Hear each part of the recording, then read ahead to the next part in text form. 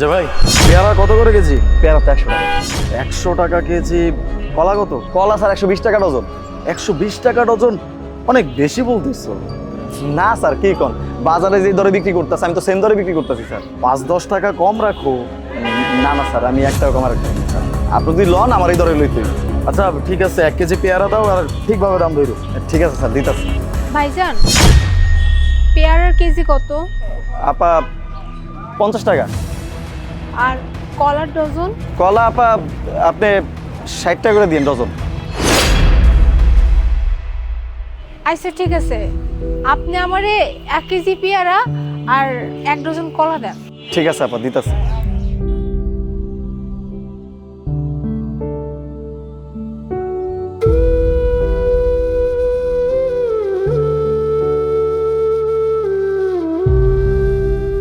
আপা লন।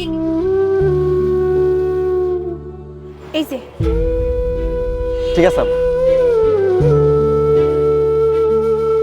এই পেয়ারা আমার বেলা 100 টাকা কেজি আর কলার ডজন 120 টাকা। হ্যাঁ, আর ওই মেয়ে যখন আসলো তখন তার কাছে 50 টাকা কেজি, 60 টাকা ডজন। কি পাইছো? না স্যার, আপনি যেরকম ভাবতেছেন এরকম কিছুই না। এই সত্যি করে রাখো। আমি যখন তোরে কইলাম 5-10 টাকা একটু কমাইতে পারবি কিনা, তুই কি বললি? না 5-10 টাকা কমানো যাবে না। হ্যাঁ, কি পাইছোস? কে লাগে তোর?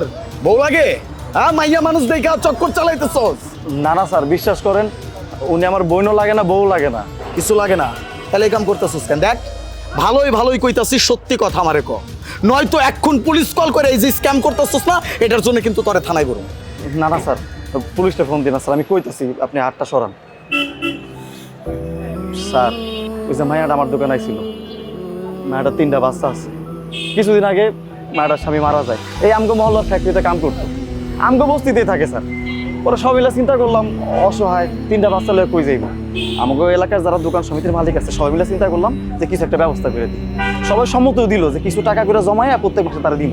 কিন্তু বিশ্বাস করে স্যার, যখন আমরা যে তারা কইলাম যে আমরা নির্দিষ্ট পরিমাণে টাকা তোমরা দিতে চাই সাহায্য করার লেগে, সে কইলো না না, আমার জামাই আল্লাহ লয়ে গেছে তো কি হয়েছে, আমি তো বাইতে আছি, আমি পরিশ্রম করে আমার 3টা বাচ্চার আমি খাওয়াম, আমি বড় মোশন করাম, আপনাকে কারো সাহায্য করা লাগবে না স্যার। ওনার এতটাই আত্মসম্মানবোধ বেশি স্যার, কোনো টাকা পয়সা সাহায্য নেয় না। এই জন্য পরে আর কি করে, এই সময় মিলে একটা বুদ্ধি করলাম যে ঠিক আছে বাজার সাথে তো এই জায়গা থেকেই করে, আমগো দোকানে আসে, পাশের দোকানে আসে, তার পাশের দোকানে যায়। এই চিন্তা করলাম যদি ওখানে আসে আর যদি দামটা কমাই কই, তারও সুবিধা হইলো, আমরাও সাহায্য করতে পারলাম, তার সম্মানটাও রইলো।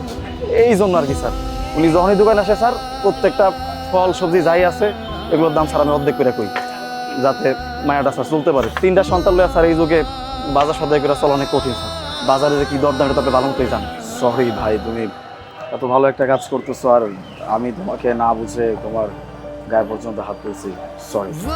না না স্যার, সরি কেউ লাগবে না। প্রথম প্রথম যারাই আসে স্যার এটাই মনে করে, ভাবে যে আমি মনে হয় কোনো লুকোচুরি করতেছি বা কম দামে দিয়ে দিতেছি বা মায় মানুষ দেহে মনে দিতেছি। আসলে স্যার এরকম কিছুই না। কথায় আছে না, কারো দিকে কিছু করলে আল্লাহ করে, আল্লাহ যে স্যার আমার ইয়ে করে, বিশ্বাস করেন আমি স্বয়ং সেটা টের পাই। উপরওয়ালা যে আমার দেহে এটা আমি টের পাই স্যার। এটা একদম ঠিক কথা বলছো। ওপরে একজন আছে, উনি সব কিছু দেখতেছে। ওই যে উনি কিন্তু বলে দিচ্ছে তুমি কারোর জন্য যদি এতটুকু করো, আল্লাহ তোমার জন্য এতটুকু করবে।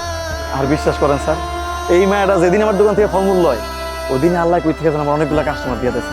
বিশ্বাস করেন স্যার, আমার দোকানে ভিড় করে যায়, আমার ফলমূল সব শেষ হয়ে গেছে স্যার, স্বয়ং আল্লাহ আমার দেখতেছে স্যার। দাও 1 কেজি পেয়ারা।